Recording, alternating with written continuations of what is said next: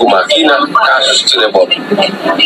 Bertanya, kenapa Pak Polisi, Pak Rudi, yang sekarang adalah Kapolsek, bapak dari almarhum laki-laki, kenapa tidak mau berhubungan dengan kami? Kenapa tidak mau kontak kami? Padahal nomor WA-nya pun saya sudah cek. Kenapa dia menghindari kuasa hukum kita? Padahal sebagai polisi, dia pasti tahu banyak bukti-bukti terkait kasus ini di tahun 2016. Apalagi bukan hanya sebagai polisi, anaknya adalah salah satu yang meninggal, yaitu yang laki. Wahai Pak Rudi, apa yang Anda takutkan? Ya, tolong hubungi Hotman Paris agar kita bisa berdiskusi terkait dengan 3 DPO ini.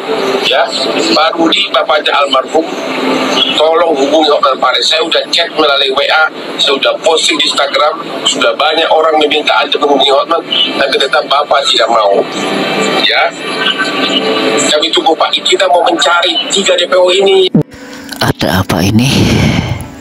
Inilah yang menjadi pertanyaan banyak orang, apalagi Bapak Hotman Paris, sosok pengacara yang handal, tentu saja sudah banyak pengalaman ya guys. Kenapa bapaknya Eki yang juga menjadi korban pembunuhan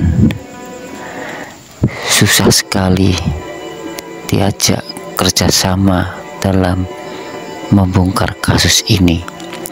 Ini yang perlu dicermati, dikaji. Ada apa di balik fenomena ini? Apakah karena jabatan? Apakah karena ada sesuatu hal? Mari kita simak terus video ini sampai selesai agar tidak gagal paham. Perwira naik jabatan gitu tuh juga harus diusut gitu. Iya, sebenarnya itu clue sih, clue yang paling jelas sebenarnya. Wow, sangat keren sekali. Ini benar-benar sangat keren sekali. Ya, ternyata menurut perkiraan ada hubungannya dengan jabatan. Wow, ternyata karena jabatan guys. Ini masih perkiraan saja karena memang banyak sekali kejanggalan-kejanggalannya kalau kita teliti dari awal sesudah kematian Vina dan Eki. Saya kurang percaya karena tidak ada penggerebekan yang ditampilkan oleh pihak penegak hukum, gitu. Masih tanda tanya, iya masih misteri karena juga belum berbicara. Ditangkapnya seperti apa? Jangan-jangan nanti munculnya udah bonyok. Kan kita nggak pernah tahu gitu loh. Ditangkapnya di mana, prosesnya seperti apa kan kita harus tahu gitu loh. Palingan dalam waktu dekat ini kita melihat dulu nih yang katanya Eki tertangkap itu buka suara. Lalu kita lihat nih keterlibatan apa yang dilakukan oleh bapaknya Eki gitu, Ibtu Rudiana gitu. Dan bagaimana bisa terjadi ketika anaknya meninggal 2016 pada Agustus, lalu beberapa bulan kemudian beliau mendapatkan rekomendasi sepertinya ya menjadi seorang perwira naik jabatan gitu tuh juga harus diusut gitu. Iya, sebenarnya itu clue sih, clue yang paling jelas sebenarnya. Ada apa di belakang itu? Karena ini sesuatu yang memang terjadi dan bukan saya mengada-ada gitu. Kan kalau kita menganalisa itu kan dari berbagai sudut pandang, maka saya melihatnya dari situ dulu. Dari ada apa, lalu dia dapat jabatan, dapat penghargaan, itu kenapa? Kenapa dia diam saja 8 tahun ini dan baru bersuara sekarang dan menyuruh masyarakat Indonesia untuk bungkam? Ternyata pendapat Mbak Syansha Bella ini benar-benar menarik sekali ya. Beliau begitu teliti juga karena apa? Beliau juga mengambil dari awal sesudah kematian Vina dan Eki. Saya kurang percaya karena tidak ada penggerebekan yang ditampilkan oleh pihak penegak hukum, gitu. Masih tanda tanya. Iya, masih misteri karena juga belum berbicara.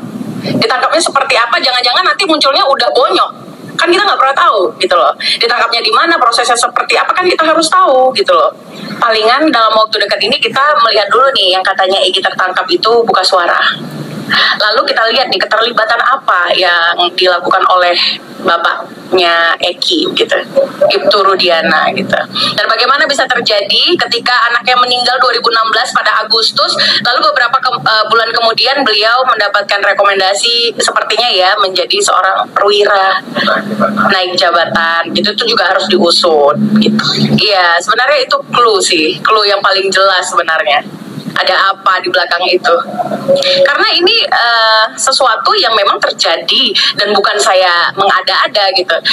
Kan kalau kita menganalisa itu kan dari berbagai sudut pandang, maka saya melihatnya dari situ dulu. Dari ada apa, lalu dia dapat jabatan, dapat penghargaan, itu kenapa? Kenapa dia diam saja 8 tahun ini dan baru bersuara sekarang dan menyuruh masyarakat Indonesia untuk bungkam? Ada apa gitu? Bahkan ada bukan rumor, baru-baru aja ada berita beberapa jam yang lalu itu katanya banyak pihak yang menginginkan untuk bapaknya Eki ini dicopot jabatannya begitu. Artinya kan tidak mungkin dari semua opini itu tercetuslah bahwasanya jabatannya harus dicopot. Ada apa? Jika kita resapi pendapat beliau, Mbak Bella, masuk akal sekali guys. Karena itu kawal terus kasus ini dan jangan lupa like, subscribe, komen, oke?